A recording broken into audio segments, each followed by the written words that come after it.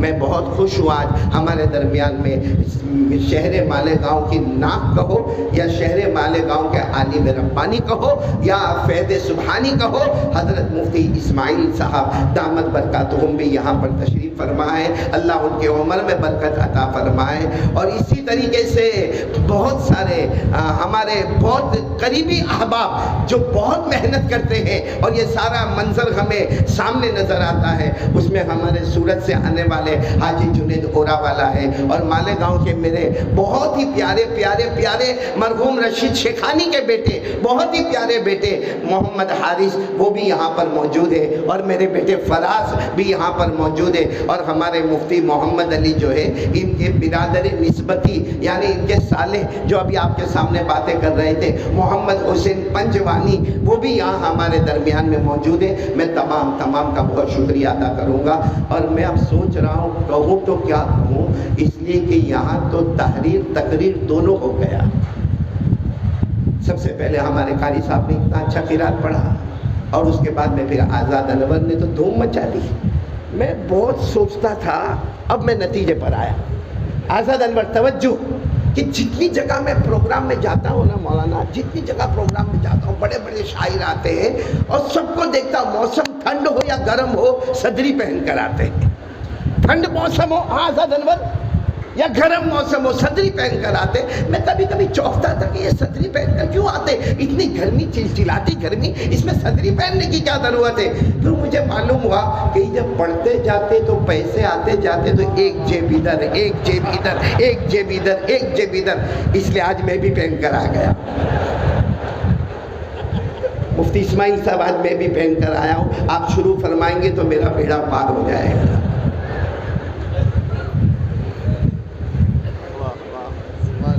یہ ہمارے آزاد انور، اللہ ہمارے اس بیٹے کی جو انداز ہے پڑھنے کا، اللہ اور بھی زور بیان عطا فرمائے۔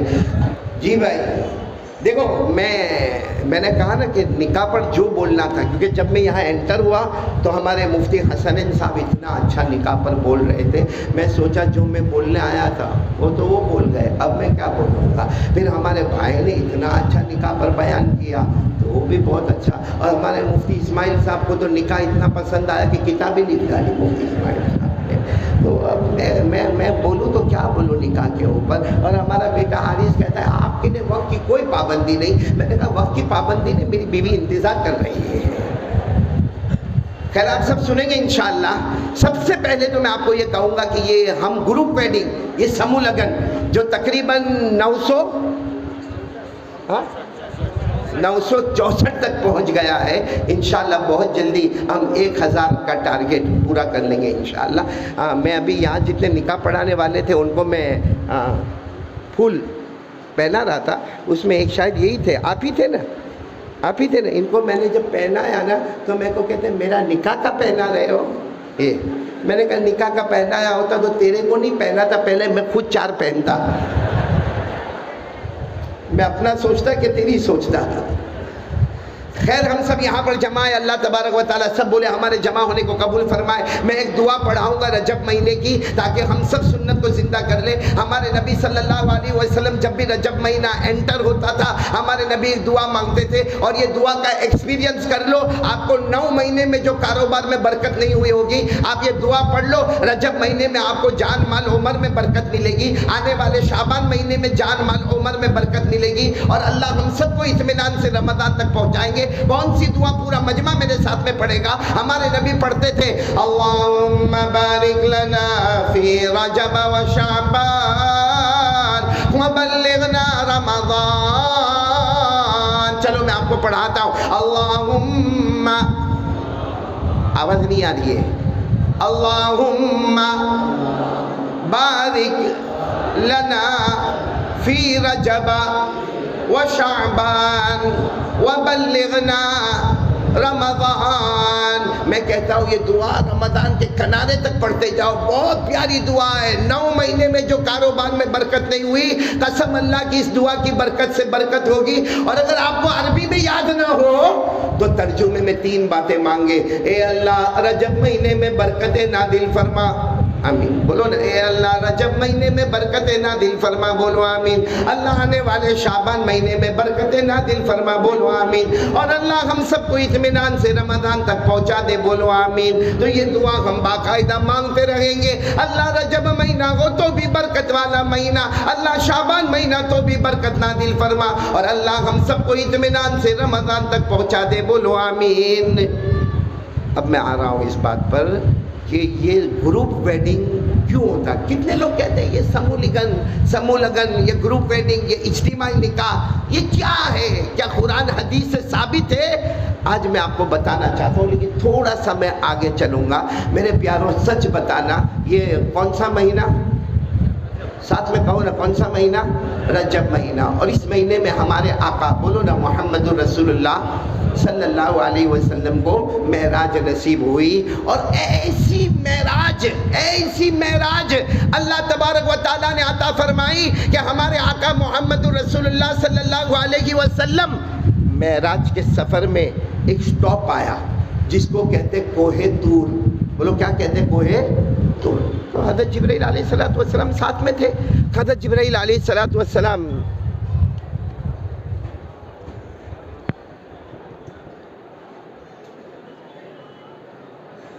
سیدنا مولانا محمد وعلی علی سیدنا مولانا محمد مبارک وسلم، بس دعا کریں کہ اب یہ پاور نہ جائے، کیونکہ وہاں پاور جاتا ہے، یہاں ہمارا پاور جاتا ہے۔ اس لیے آپ سب بالکل توجہ، بہت مختصر بات اور بہت پیاری بات، سب کو معلوم ہے ہمارے آقا صلی اللہ علیہ وسلم نے یہ جو رجب مہینہ ہے جس کی اب رات آنے والی ہے، 27ویں رجب رات آنے والی ہے، بولو انشاءاللہ، اس رات میں ہمارے نبی نے 2 سفر کیے۔ پورا مجمع بولے گا ہمارے نبی نے کتنے سفر کیے؟ ایک ہی رات میں ہمارے نبی نے 2 سفر کیے، ایک سفر زمین والا، ایک سفر آسمان والا۔ بولو ایک سفر زمین والا، ایک سفر آسمان والا۔ زمین والے سفر کو عربی میں اسرا کہتے ہیں، بولو زمین والے سفر کو عربی میں اسرا، اور آسمان والے سفر کو معراج۔ ہماری زبان پر ہوتا معراج والی رات، معراج والی رات، معراج والا مہینہ، لیکن حقیقت میں 2 سفر ہے، ایک زمین کا سفر ہے جس کو اسرا، ایک آسمان کا سفر ہے جس کو معراج۔ زمین کے سفر کو اللہ نے اتنے پیارے انداز میں بیان کیا، اللہ نے فرمایا سبحان الذی اسرا بعبدہ من المسجد الحرام إلى المسجد الأقصى الذي باركنا حوله لنريه من آياتنا۔ یہ اللہ تبارک و تعالیٰ نے زمین کے سفر کو بیان کیا، لیکن زمین کے سفر میں ہمارے نبی صلی اللہ علیہ وسلم کے ساتھ حضرت جبرائیل، بولو کون تھے ساتھ میں؟ حضرت جبرائیل علیہ السلام ساتھ میں تھے۔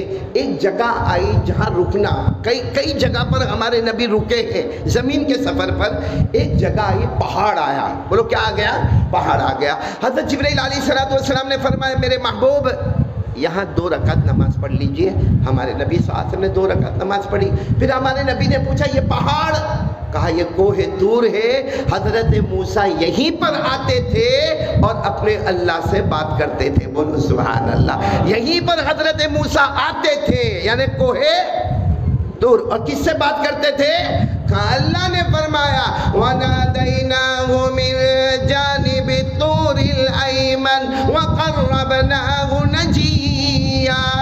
اب ہمارے آقا صلی اللہ علیہ وسلم بھی اسی پہاڑ پر، معراج کی رات ہے، اور ہمارے نبی نے 2 رکعت نماز پڑھی۔ اس کے بعد حضرت جبرائیل نے کہا چلے آگے بڑھے، بہت لمبا سفر ہے، ابھی تو ہم زمین کے سفر پر ہیں، ہمیں آسمان کا مکمل سفر مکمل کرنا ہے، چلے۔ تو ہمارے نبی نے فرمایا نہیں میں یہی رہوں گا۔ کہا کیوں؟ کہا حضرت موسیٰ نے یہیں پر اللہ سے، بولو حضرت موسیٰ علیہ السلام نے یہیں پر اللہ سے بات کی، تو میں چاہتا ہوں، میں مصطفیٰ، میں چاہتا ہوں کہ میں بھی یہیں پر اللہ سے بات کروں۔ تو حضرت جبرائیل نے فرمایا وہ موسیٰ تھے، وہ کلیم اللہ موسیٰ تھے جو یہاں پر اللہ سے بات کرتے تھے۔ آپ کو آسمان پر آنا ہے، آپ حبیب اللہ ہیں، آپ کو بات نہیں کرنا ہے، آمنے سامنے اللہ کا دیدار کرنا ہے، بولو آمنے سامنے اللہ کا دیدار کرنا ہے، جس کو اللہ نے قرآن پاک میں فرمایا عند سدرۃ المنتہی عندہا جنۃ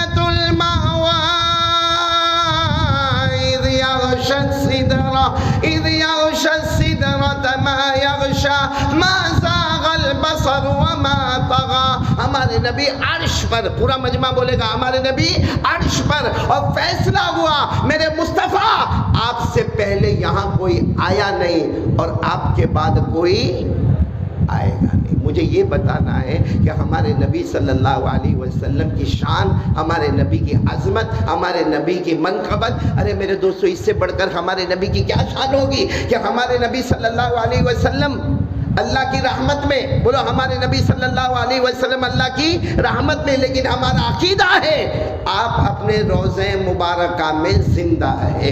بولو آپ اپنے روضہ مبارکہ میں زندہ ہے. ہمارے نبی صلی اللہ علیہ وسلم اللہ کو پیارے ہو گئے. ایک صحابی آئے اور ایک صحابی نے آ کر ہماری ماں حضرت عائشہ کو اتنا روتے روتے پوچھا. ایک صحابی نے آ کر کہا اماں عائشہ، او اماں عائشہ، او اماں عائشہ، کیف کان اخلاق رسول اللہ صلی اللہ علیہ وسلم. میرے نبی کے اخلاق کیسے تھے، میرے نبی کا مبارک کردار کیسا تھا، میرے نبی کا مبارک اٹھنا بیٹھنا کیسا تھا، میرے نبی کا مبارک کھانا کیسا تھا، میرے نبی کا صبر اور شکر کیسا تھا، میرے نبی صلی اللہ علیہ وسلم کا بولنا اور نہ بولنا کیسا تھا. مطلب سوال بہت بڑا تھا. کسی آنے والے نے پوچھا کہ اماں عائشہ میرے نبی کے اخلاق اور میرے نبی کا مبارک کردار کیسا تھا. حضرت عائشہ رضی اللہ تعالی عنہا نے فرمایا کہاں سے کہاں تک سناؤں گی، ایک چھوٹا سا جواب دیتی ہوں، پوری امت کو پہنچا دینا، پوری امت کو پہنچا دینا، پوری امت کو پہنچا دینا. وہ صحابی نے کہا کیا جواب آپ دیتی ہے؟ حضرت عائشہ نے فرمایا خلقہ القرآن. یہ آپ بھی یاد کر سکتے ہو جواب، خلقہ القرآن، جس کا مطلب ہے حضرت عائشہ نے فرمایا میں میرے نبی کے اخلاق کو کہاں تک بتاؤں؟ ارے آپ کے پاس قرآن ہے، قرآن دیکھ لے مصطفیٰ نظر آئیں گے، مصطفیٰ دیکھ لے قرآن نظر آئے گا.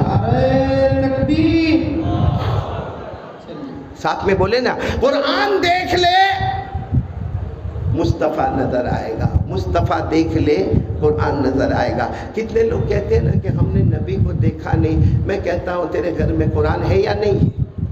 بولو نا ہمارے گھر میں قرآن ہے یا نہیں؟ یہ جتنا مجمع لمبا چوڑا بیٹھا ہے، پہلی صف سے لے کر آخری صف تک جتنا مجمع بیٹھا ہے، یا پیچھے دیوار کے پیچھے جتنا مجمع بیٹھا ہے، سب کے گھر میں کم سے کم، بولو سب کے گھر میں کم سے کم، بلکہ یہ جو سامان شادی میں دیا جاتا ہے نا، اس میں بہت جگہ پر قرآن کی پیٹی بھی ہوتی ہے. لیکن جب وہ دلہا دلہن کے گھر میں جاتا ہے نا، وہ قرآن کی پیٹی کو نہیں دیکھتے، پلنگ برابر ہے کہ نہیں، الماری برابر ہے کہ نہیں. بولو صحیح کہہ رہا ہوں غلط کہہ رہا ہوں؟ اور میں قسم کھاؤں تو غلط نہیں ہوگا. یہاں جتنے ماشاءاللہ 101 دلہا بن کر آئے ہیں، اور وہ ہو سکتا ہے یہ جتنا بڑا ینگسٹر کا مجمع، علماء کے بارے میں نہیں کہتا، یہ اتنا بڑا مجمع آیا ہے. آج صبح سے لے کر اب تک ان کو پوچھو قرآن کتنا پڑھا، قرآن کتنا سمجھا. چلو پڑھا نہیں، قرآن کو ہاتھ تو لگایا نہیں، قرآن کو ہاتھ بھی نہیں لگایا، قرآن کو محبت سے دیکھا یا نہیں دیکھا.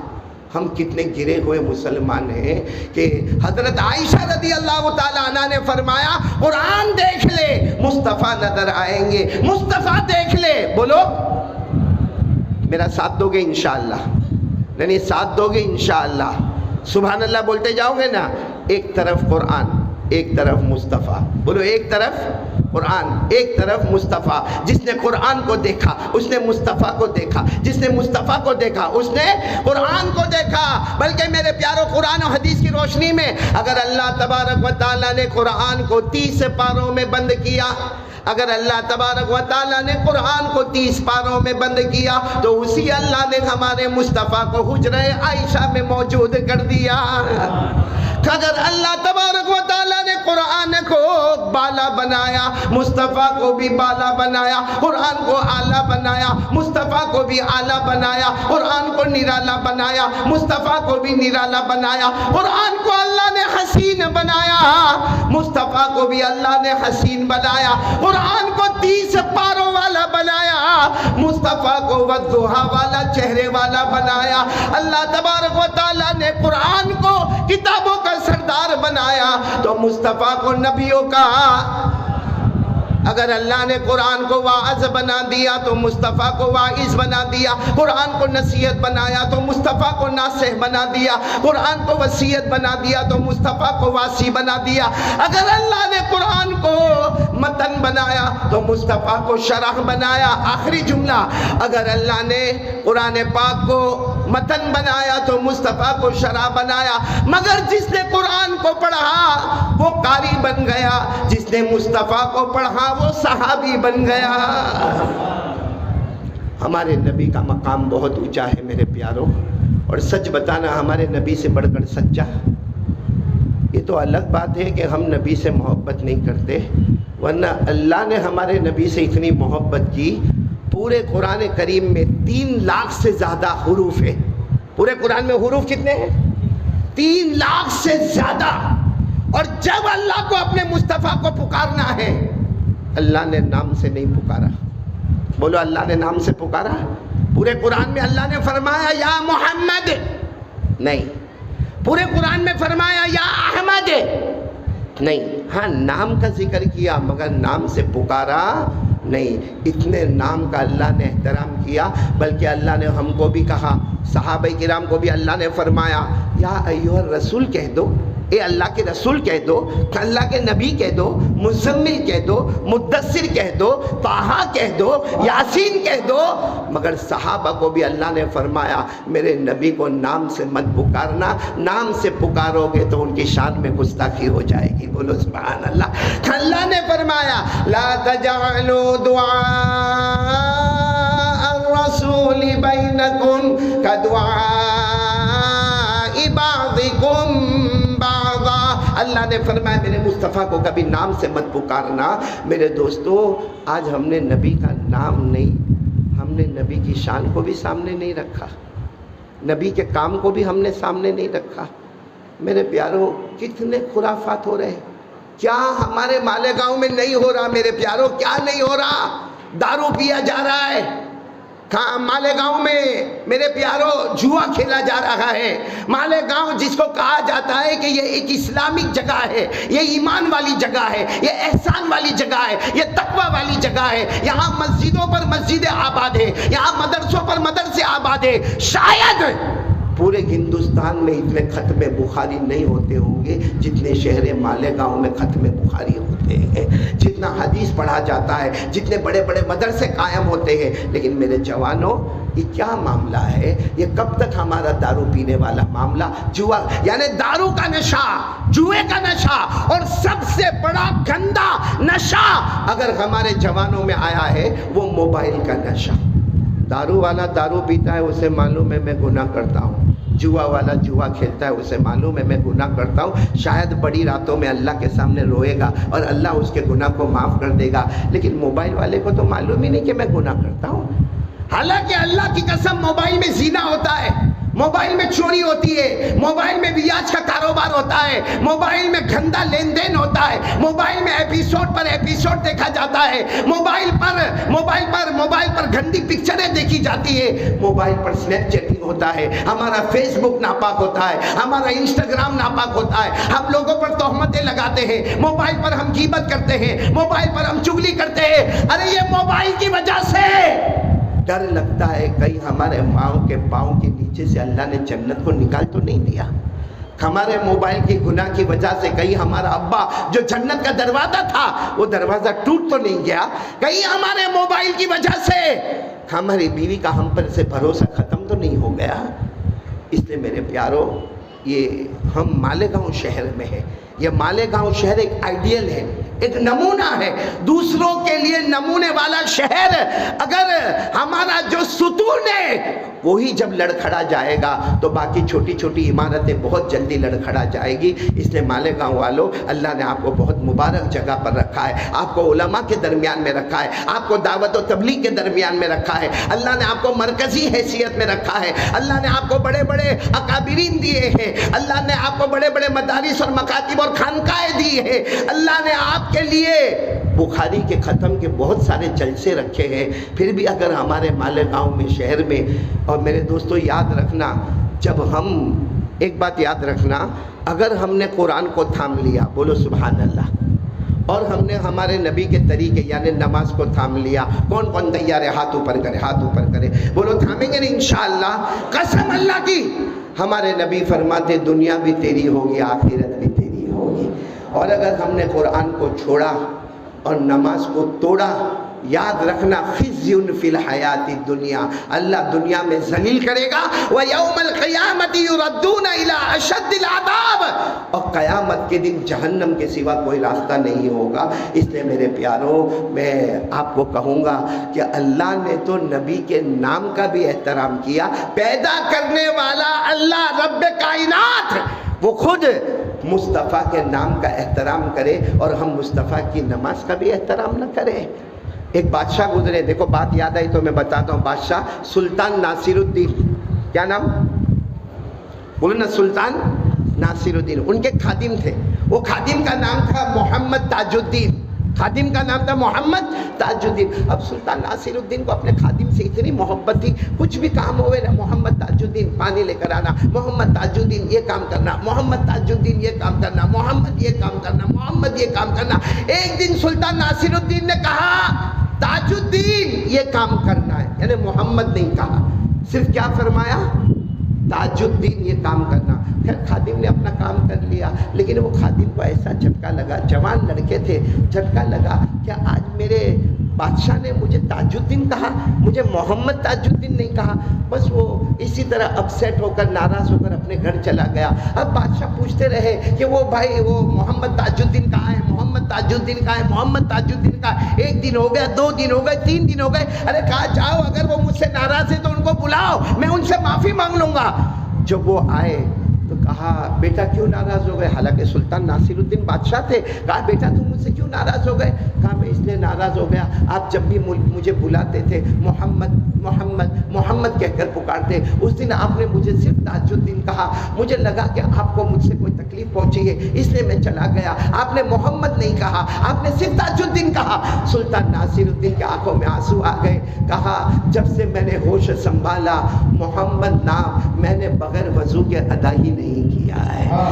جب میں نے محمد کا نام لیا باوضو، اس وقت ایسا تھا کہ مجھے تمہارا کام تھا، ارجنٹ کام تھا، اور میں وضو سے نہیں تھا، اس لیے میں نے محمد تاج الدین نہیں کہا، میں نے صرف تاج الدین کہا. ورنہ یہ راز کھولنا نہیں چاہتا تھا، مگر یہ سلطان ناصر الدین کہتے میرا راز ہے، جب سے میں نے ہوش سنبھالا ہے آج تک میں نے نام لیا ہے تو وضو کے ساتھ ہی محمد کا نام لیا ہے. میرے دوستوں، جب بادشاہ ایسے ہوتے تھے تو ان کی حکومتیں ایسی ہوتی تھی، ان کا اقتدار ایسا ہوتا تھا. اب میں ہمارے نبی کا نام کے بارے میں ایک بات بتاؤں. آپ کو معلوم ہے صلح حدیبیہ، کون سی صلح؟ صلح حدیبیہ. وہاں کیا معاملہ ہوا کہ اللہ کے رسول صلی اللہ علیہ وسلم کو کہا گیا، کیونکہ کافروں کی طرف سے ایک شخص آئے جن کا نام تھا سہیل. بولو ان کا نام کیا تھا؟ سہیل. آئے اور کہا کہ ایک لیٹر تیار کیا جائے گا، ایک عہد نامہ تیار کیا جائے گا جو محمد تیار کریں گے اور ہم کو دیں گے، اور وہ عہد نامے میں ساری کنڈیشن ہوگی اور وہ کنڈیشن کو توڑنا نہیں ہوگا.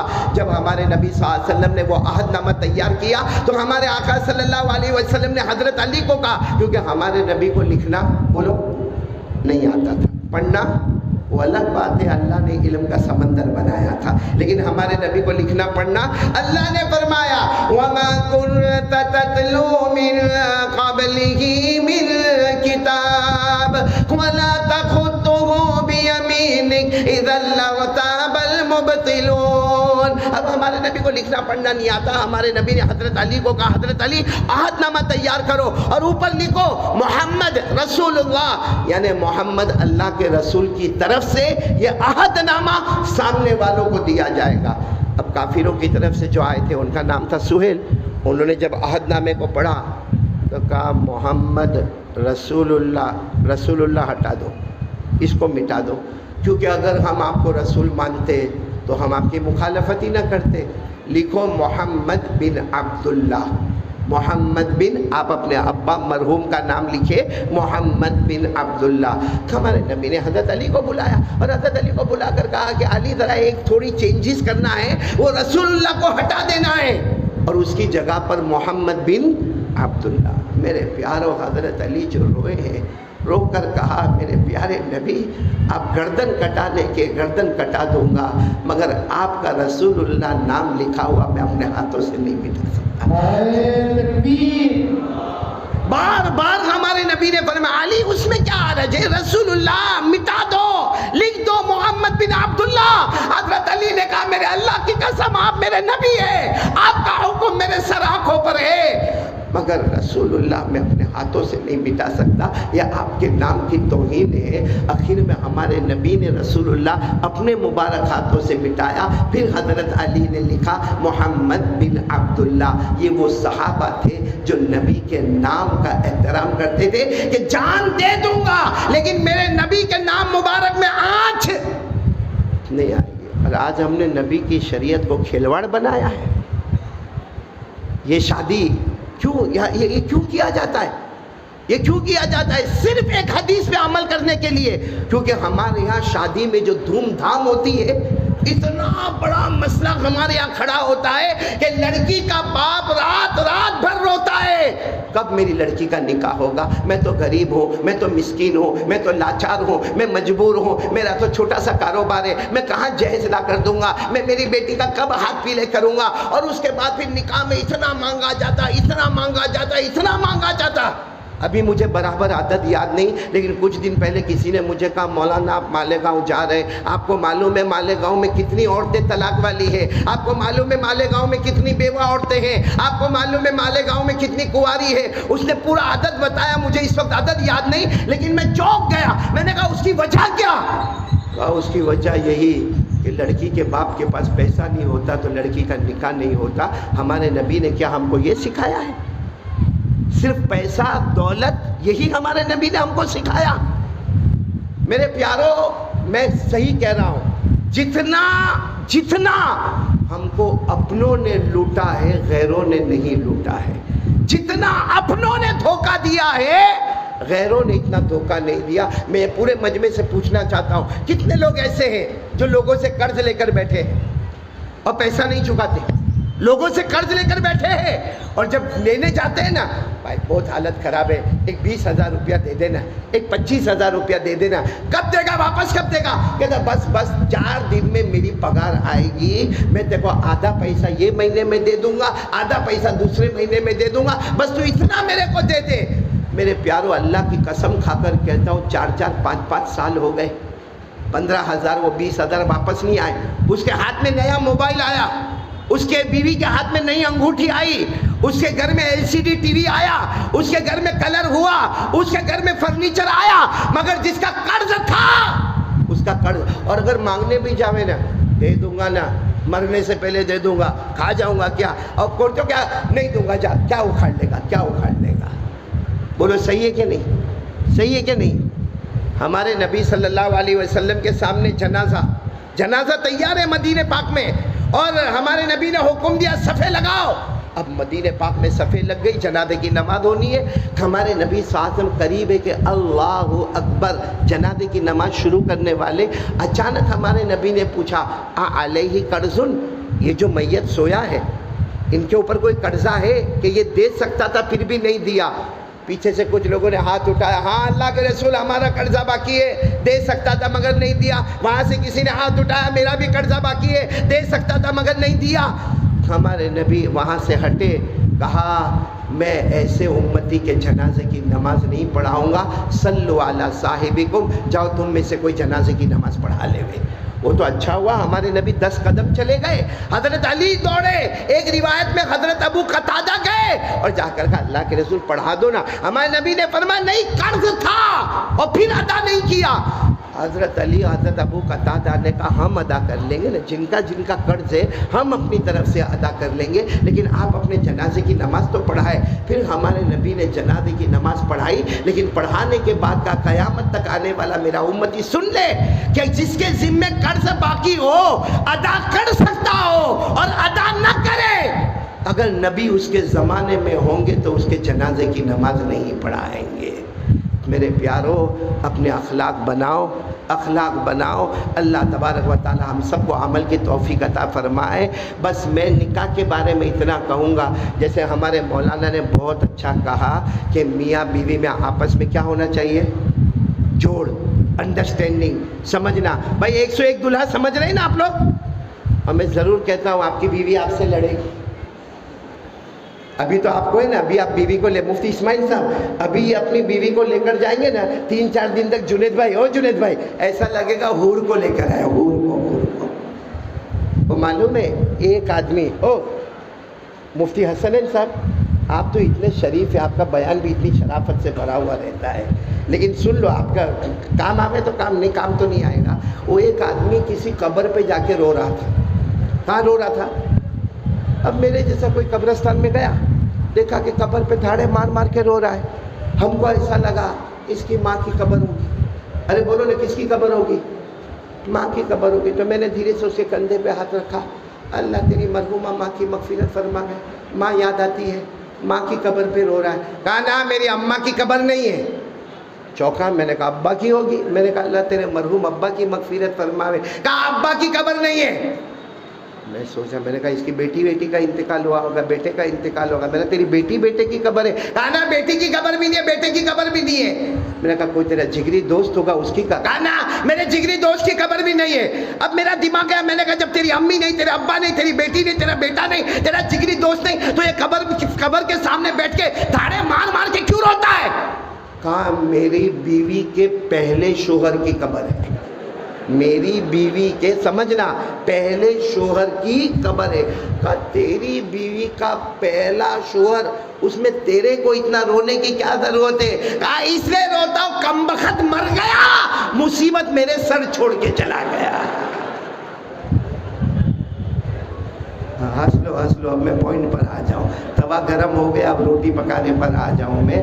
مجھے جو اصل بات آپ کو بتانی ہے کہ دیکھو بہت سی جگہ نکاح ہوتے ہیں، اور یہ جو حضرات اتنے دور انگلینڈ سے آتے ہیں اور کئی سمندر پار کر کے یہاں پر آتے صرف ایک حدیث پر عمل کرنے کے لیے، جو ہمارے نبی صلی اللہ علیہ وسلم نے فرمایا آدم النکاح برکتن ایسرہ مغنا. ہمارے نبی صلی اللہ علیہ وسلم نے فرمایا وہ نکاح برکت والا ہوگا، وہ نکاح رحمت والا ہوگا، وہ نکاح مغفرت والا ہوگا.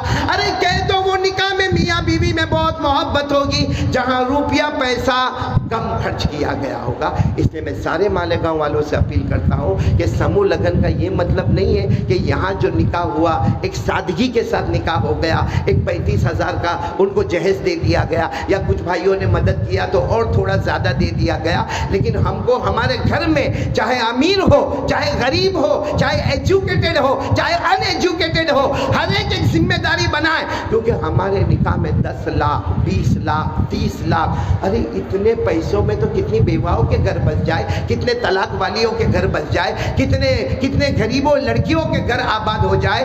اس لیے یہ پیغام ہے پورے مالیگاؤں اور جہاں جہاں ہماری آواز پہنچے کہ ہم سب شادی کے معاملے میں اس نبی کے دامن کو تھام لے جو نبی عرش پر گئے تھے اور اللہ سے ملاقات کی تھی. کیا دامن تھام لے؟ نکاح میں روپیہ پیسہ کم خرچ ہوگا تو آگے ہمارے بیٹے میں، ہمارے دلہن میں، ہماری دلہنوں میں محبتیں بھی بہت زیادہ ہوگی. اللہ ہم سب کو عمل کی توفیق عطا فرمائے.